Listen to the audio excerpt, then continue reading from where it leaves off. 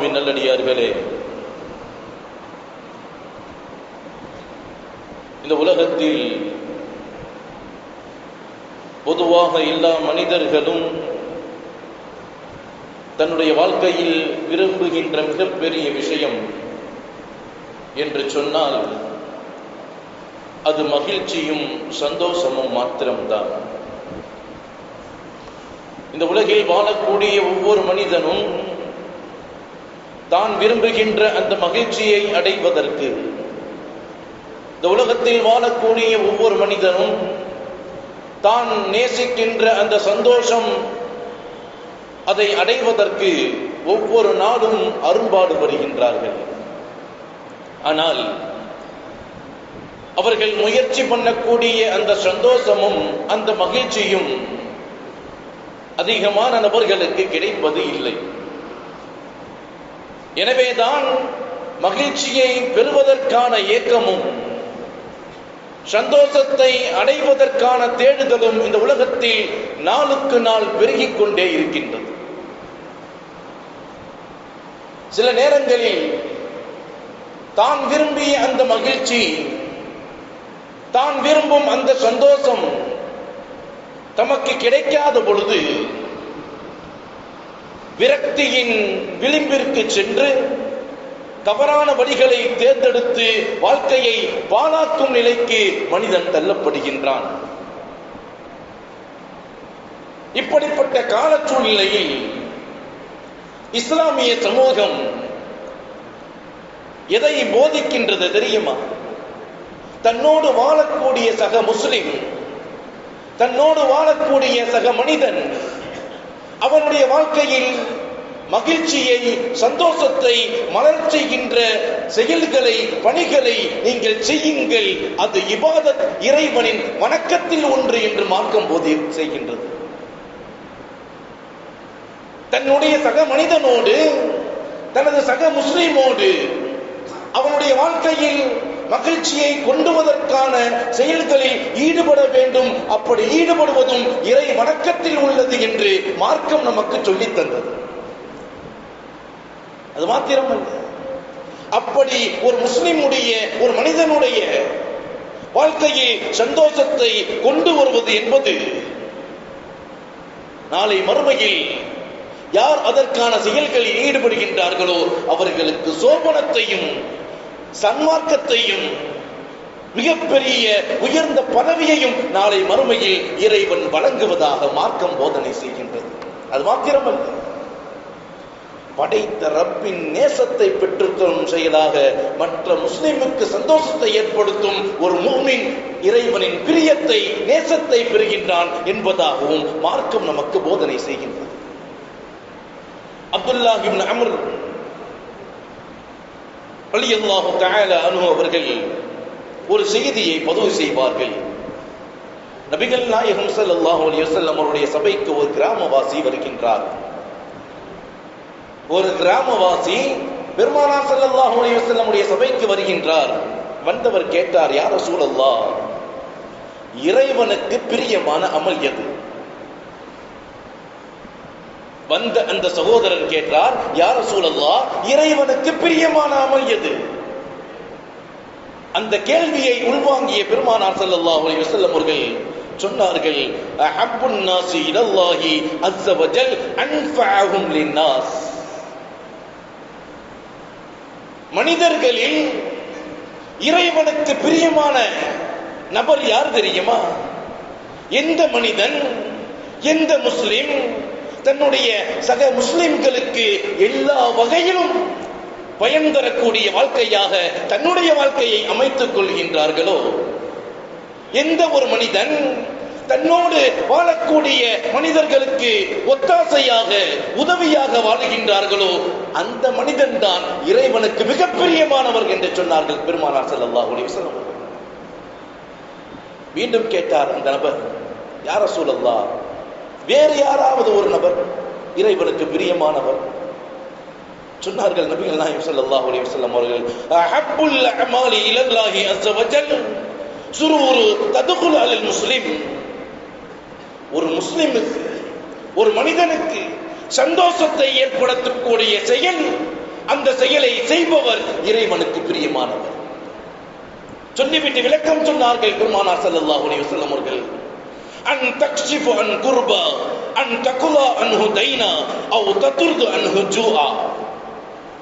அந்த சந்தோஷம் எப்படி இருக்க வேண்டும் தெரியுமா?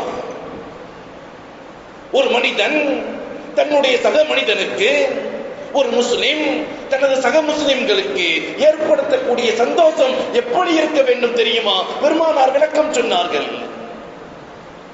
அவனுடைய கஷ்டத்தை நீக்கக்கூடிய சந்தோஷமாக இருக்கட்டும், அல்லது அவனுடைய கடனை நிறைவேற்றி அவனை சந்தோஷப்படுத்துவதாக இருக்கட்டும், அல்லது அவனுடைய வறுமையை, அவனுடைய பசியை நீக்கக்கூடிய சந்தோஷமாக இருக்கட்டும். இப்படி ஏதாவது ஒரு வகையில் ஒரு முஸ்லிமை, ஒரு முஃமினை சந்தோஷப்படுத்துவது இறைவனின் திருப்தியை பெற்றுத் தரும் என்று சொன்னார்கள் பெருமானார் ஸல்லல்லாஹு அலைஹி வஸல்லம். மற்றொரு அறிவிப்பில் இப்னு அப்பாஸ் ரலியல்லாஹு தஆலா அவர்கள் விளக்கம் தருவார்கள். நீங்கள் ஒரு மனிதனுடைய, ஒரு முஸ்லிமுடைய சந்தோஷத்தை நிறைவேற்றுவது அவனுடைய மானத்தை மறைக்கும் ஆடையை கொடுத்தாவது அவனை சந்தோஷப்படுத்துங்கள் என்று சொன்னார்கள் நபிகள் நாயகம் ஸல்லல்லாஹு அலைஹி வஸல்லம்.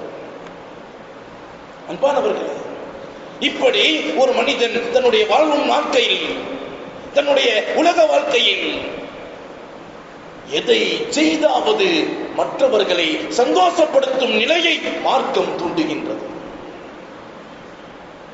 அப்படி அவர்களுடைய கஷ்டத்தை போக்கும் திராணி நம்மிடம் இல்லை என்று சொன்னால், அல்லது அவர்களுடைய கடன்களை நிறைவேற்றக்கூடிய வசதி வாய்ப்பு நம்மிடம் இல்லை என்று சொன்னால், அவர்களின் துக்கங்களை நீக்கக்கூடிய பொருளாதாரம் நம்மிடம் இல்லை என்று சொன்னால், ஒரு முஸ்லிமுக்கு அவர்களை நீங்கள் பார்த்தால் புன்முறுவலோடு, மலர்ந்த முகத்தோடு அவர்களுக்கு சலாம் சொல்லுங்கள், அவர்களோடு அன்பை பரிமாறிக்கொள்ளுங்கள் என்று மார்க்கம் வலியுறுத்தி காட்டுகின்றது. ஆயிஷா ரலியல்லாஹு தஆலா அவர்கள் ஒரு செய்தியை சொல்லுவார்கள். நபிகள் நாயகம் ஸல்லல்லாஹு அலைஹி வஸல்லம் அவர்கள் சொன்னார்கள், மன் அத்கல அலா அஹ்லி பைத்தி மினல் முஸ்லிமீன சுரூரன் லம் யர்லல்லாஹு தவாபன் தூனல் ஜன்னah. ஒரு முஸ்லிமுக்கு சந்தோஷத்தை வழங்கக்கூடிய ஒரு மனிதருக்கு இறைவன் சுவனத்தை தவிர வேறு பரிசை வழங்குவதற்கு விரும்பவில்லை. தனது சக மனிதனை, தனது சக முஸ்லிமை, தனது இஸ்லாமிய சகோதரனுக்கு சந்தோஷத்தை வழங்குபவர்களுக்கு இறைவன் சுவனத்தை தவிர வேறு எந்த பரிசையும் தருவதற்கு விரும்பவில்லை. அவர்களுக்கு சுவனத்தை வழங்குவதற்கு இறைவன் காத்திருக்கின்றான் என்று சொன்னார்கள் பெருமானார் ஸல்லல்லாஹு அலைஹி வஸல்லம். சொன்னது மாத்திரமல்ல, முஸ்லிம்களுக்கு உதவி செய்யுங்கள், அவர்களோடு அன்பு பாராட்டுங்கள், அவர்களுக்கு அவர்களுடைய கஷ்டங்களை நீங்கள் உங்களது கஷ்டமாக நினைத்து, அவர்களின் கடன்களை உங்களுடைய கடனாக நினைத்து, அவர்களின் சோகங்களை உங்களது சோகமாக நினைத்து அவர்களுக்கு உதவியாக, ஒத்தாசையாக வாழுங்கள் என்று சொன்னார்கள் நபிகள் நாயகம் ஸல்லல்லாஹு அலைஹி வஸல்லம். சொன்னதோடு நிறுத்தவில்லை. நபிகள் நாயகம் ஸல்லல்லாஹு அலைஹி வஸல்லம் அவர்களுக்கு ஒரு வழக்கு வருகின்றது. ஒரு அனாதை நபித்தோழர், ஆதரவற்றவர், அவருக்கும் சஹாபி அபூ லுபாபா ரலியல்லாஹு தஆலா அவர்களுக்கு இருவருக்கும் மத்தியில் நீண்ட நாட்களாக ஒரு தகராறு இருந்து வருகின்றது. ஒரு அனாதையான ஆதரவற்ற ஒரு வாலிபர், அவருக்கும் அபூ லுபாபா என்ற சஹாபிக்கும் மத்தியில் தகராறு இருந்து வருகின்றது நீண்ட நாட்களாக. இந்த பிரச்சனை நபிகள் நாயகம் ஸல்லல்லாஹு அலைஹி வஸல்லம் அவர்களுக்கு கொண்டு வரப்படுகின்றது. இருவரையும் அழைத்து விசாரணை செய்கின்றார்கள் பெருமானார் ஸல்லல்லாஹு அலைஹி வஸல்லம் அவர்கள். நடந்த அந்த விசாரணையில் எதற்காக பிரச்சனை என்று சொன்னால், ஒரே ஒரு பேரித்த மரம் சார்பாக இருவருக்கும் மத்தியில் பிரச்சனை. இருவருக்கு மத்தியில் ஒரே ஒரு பேரிச்ச மரம் சார்பாக பிரச்சனை. இருவரையும் அழைத்து விசாரித்த பெருமானார் ஸல்லல்லாஹு அலைஹி வஸல்லம் அவர்கள் அறிந்து கொண்டார்கள், அந்த மரம் அபூ லுபாபாக்கு உரியது. அந்த மரம் யாருக்கு உரியது? அபூ லுபாபா என்ற சஹாபிக்கு உரியது. அந்த அனாதை ஆதரவற்ற வாலிபருக்கு உரியது அல்ல என்பதை விளங்கிய பெருமானார் ஸல்லல்லாஹு அலைஹி வஸல்லம் அவர்கள் சொன்னார்கள் தீர்ப்பை, சகோதரர்களே, இந்த மரம் அபூ லுபாபாக்கு உரியது என்ற தீர்ப்பை கேட்ட அந்த வாலிபர் முகம் மாறுகின்றது, அழுகின்றார். இத்தனை நாள் வரை நமக்கு சொந்தம் என்று நினைத்த அந்த மரம் இப்பொழுது நமக்கு இல்லாமல் போய்விட்டதே என்பதை நினைத்து நிலை குலைந்து விட்டார் அந்த தோழர். இதை பார்க்கின்றார்கள் பெருமானார் ஸல்லல்லாஹு அலைஹி வஸல்லம் அவர்கள். அந்த வாலிபரை அழைத்தார்கள். அந்த வாலிபரை சந்தோஷமடைய செய்ய வேண்டும் என்று நினைத்தார்கள். அந்த வாலிபருடைய கஷ்டத்தை நீக்க வேண்டும் என்று நினைத்தார்கள். இருவரையும் அழைத்து அபூ லுபாபா ரலியல்லாஹு தஆலா அன்ஹு அவர்களிடம் சொன்னார்கள், அபூ லுபாபாவே, அந்த மரத்தை எனக்காக வேண்டி நீங்கள் இந்த வாலிபரிடம் கொடுங்களேன். எனக்காக வேண்டி இந்த மரத்தை இந்த வாலிபரிடம் கொடுங்களேன் என்று கேட்ட பொழுது அபூ லுபாபா சொன்னார், யா ரசூலல்லாஹ், அந்த மரத்தை என்னால் அவர்களுக்கு கொடுக்க முடியாது யா ரசூலல்லாஹ். அந்த மரத்தை வைத்துத்தான் என்னுடைய வாழ்வாதாரம் இருக்கின்றது யா ரசூலல்லாஹ் என்று சொல்லிய பொழுது பெருமானார் ஸல்லல்லாஹு அலைஹி வஸல்லம் அவர்கள் விடுவதாக இல்லை. மீண்டும் சொன்னார்கள், அபூ லுபாபாவே, அந்த மரத்தை அவருக்கு நீங்கள் கொடுங்கள். நாளை மறுமையில் மிக பெரும் கனிகள் தொங்கக்கூடிய தோட்டத்துக்கு நான் பொறுப்பு என்று சொன்னார்கள்.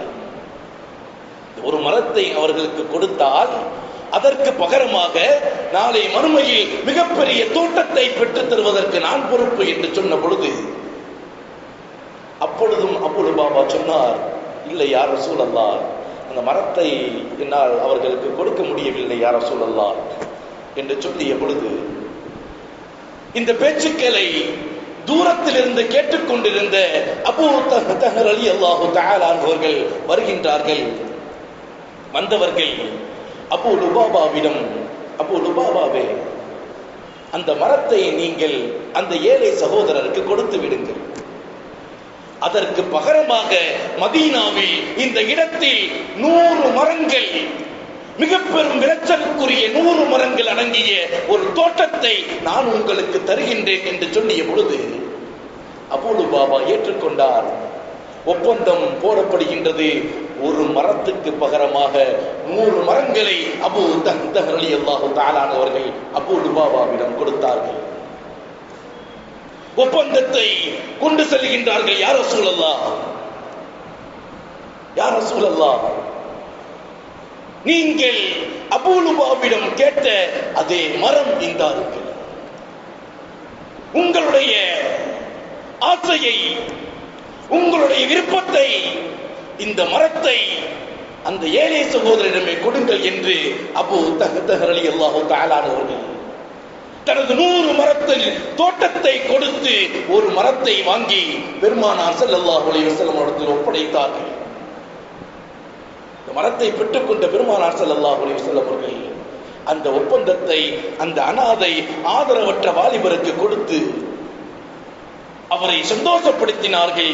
அந்த ஒப்பந்தத்தை கொடுத்த அபூ தஹர் ரலியல்லாஹு தஆலா அவர்கள் பெருமானார் ஸல்லல்லாஹு அலைஹி வஸல்லம் அவர்கள் சொன்னார்கள், யா ரசூலல்லாஹ், இந்த மரத்தை நான் அவர்களுக்கு கொடுத்து விடுகின்றேன், ஒரே ஒரு கோரிக்கை. பெருமானார் கேட்டார்கள், என்ன கோரிக்கை? எனது 100 மரங்களை கொடுத்து விட்டு அதற்கு பகரமாக நீங்கள் ஆசைப்பட்ட அந்த வாலிபரை சந்தோஷப்படுத்துவதற்காக எனது 100 மரங்களை கொடுத்து விட்டு இந்த ஒரு மரத்திற்கு ஒப்பந்தத்தை நான் உங்களிடம் தருகின்றேன், ஒரே ஒரு கோரிக்கை. பெருமானார் கேட்டார்கள், என்ன கோரிக்கை? நீங்கள் அபூ லுபாபாவிடம் சொன்னீர்களே, இந்த ஒரு மரத்திற்கு பகரமாக நாளை மறுமையில் ஒரு தோட்டத்தை உங்களுக்கு நான் தருவதற்கு பொறுப்பு என்று சொன்னீர்களே, அந்த பாக்கியம் எனக்கு கிடைக்குமா என்று கேட்டார்கள் அபூ தஹ்தா ரலியல்லாஹு தஆலா. நீங்கள் சொன்னீர்களே ஒரு மரத்துக்கு பகரமாக சூனத்தில் ஒரு தோட்டத்தை பெற்றுத் தருகின்றேன் என்று, அந்த பாக்கியத்தை எனக்கு தருவீர்களா யா ரசூலல்லாஹ்? பெருமானார் சொன்னார்கள், அந்த பாக்கியம் உங்களுக்கு கிடைக்கும் என்று சொன்னார்கள். சிறிது காலம் ஓடுகின்றது. உஹது யுத்தம். எந்த சஹாபி தனது தோட்டத்தை கொடுத்து ஒரு மரத்தை வாங்கி பெருமானார் ஸல்லல்லாஹு அலைஹி வஸல்லம் இடத்தில் கொடுத்தார்களோ, அந்த சஹாபி உஹது யுத்தத்தில் ஷஹீதாக்கப்பட்டு கிடக்கின்றார்கள். ஷஹீதாக்கப்பட்ட சஹாபாக்களை பெருமானார் ஸல்லல்லாஹு அலைஹி வஸல்லம் அவர்கள் ஒவ்வொருவராக பார்த்து வருகின்ற பொழுது அபூ தஹ்தா ரலியல்லாஹு தஆலா ஷஹீதாக கிடக்கின்றார்கள். நபிகள் நாயகம் ஸல்லல்லாஹு அலைஹி வஸல்லம் தன் வாய்மொழியால் சொன்ன உத்தரவாதத்தை, அந்த ஜனாசாவை தனது மடியில் தூக்கி வைத்து பெருமானார் சொன்னார்கள், ரப்பி உதித் முதில்லி அபி தஹ்தா ஃபில் ஜன்னah. இந்த சஹாபியின் வரவை காத்து சுவனத்தில் அதிகமான கனிவணக்கங்கள் நிறைந்த தோட்டங்கள் காத்திருக்கின்றது என்று சொன்னார்கள் பெருமானார் ஸல்லல்லாஹு அலைஹி வஸல்லம். சுவனத்திற்கு சொந்தக்காரராக அபூ தஹ்தா ரலியல்லாஹு தஆலா அவர்கள் மாறினார்கள் என்று சொன்னார்கள். அன்பானவர்களே, இந்த சம்பவங்கள், இந்த வரலாறுகள் நமக்கு சொல்லும் படிப்பினை என்ன? ஒரு இஸ்லாமியனை, ஒரு சக மனிதரை சந்தோஷப்படுத்துவதற்காக பெருமானார் செய்த முயற்சிகள். ஏன் ஒரு தடவை பெருமானார் ஸல்லல்லாஹு அலைஹி வஸல்லம் அவர்களுக்கு சபைக்கு ஒரு ஏழை தோழர் வருகின்றார். யா ரசூலல்லாஹ், எனக்கு பசியாக இருக்கின்றது, உணவு தாருங்கள். பெருமானார் ஸல்லல்லாஹு அலைஹி வஸல்லம் அவர்களை தேடி வந்த விருந்தாளி பெருமானார் தனது இல்லங்களுக்கெல்லாம் அனுப்புகின்றார்கள். ஏதேனும் உணவு இருக்கின்றதா என்று கேட்டு வாருங்கள். சஹாபாக்கள் போய்விட்டு திரும்பி விட்டார்கள். யா ரசூலல்லாஹ், உங்களது இல்லங்களில் தண்ணீரை தவிர வேறு எதுவும் இல்லை யா ரசூலல்லாஹ், தண்ணீர் மாத்திரம்தான் உங்களுடைய இல்லங்களில் இருக்கின்றது என்று சொல்லிய பொழுது அபூ தல்ஹா ரலியல்லாஹு தஆலா அன்ஹா சொன்னார்கள், யா ரசூலல்லாஹ், உங்கள் விருந்தாளியை நான் அழைத்து செல்கின்றேன், அவர்களை கண்ணியப்படுத்துகின்றேன் என்று தனது இல்லத்துக்கு அழைத்து சென்றார்கள். அபூ தல்ஹா தனது இல்லத்துக்கு அழைத்து செல்கின்றார்கள். சம்பவத்தை சொல்லுகின்றார்கள். இவர்கள் பெருமானாரின் விருந்தாளி, பெருமானாரின் இல்லத்தில் தண்ணீரை தவிர வேறு எதுவும் இல்லை. எனவே நான் பெருமானாரின் விருந்தாளியை நமது இல்லத்துக்கு அழைத்து வந்தேன் என்று தனது மனைவியிடம் சொல்லும் பொழுது அந்த மனைவி சஹாபி பெண்மணி சொன்னார்கள், கணவரே, நமது இல்லத்தில் குழந்தைகளுடைய உணவை தவிர வேறு எதுவும் இல்லை என்று சொல்லிய பொழுது கணவர் சொன்னார், அபூ தல்ஹா, நீ சமைப்பதை போன்று பாவனை செய்து குழந்தைகளை தூங்கச் செய்து விடு, நமக்கும் விருந்தாளிக்கும் மட்டும் உணவை தயார் செய், குழந்தைகளை பசியோடு உணவை உறங்கச் செய்து விடு, சாப்பிடும் பொழுது விளக்கை சரி செய்வதை போன்று விளக்கை அணைத்து விடு, நாம் இருவரும் சாப்பிடுவதை போன்று பாவனை செய்வோம், விருந்தாளி வயிறார உண்ணட்டும் என்று சொல்லிவிட்டு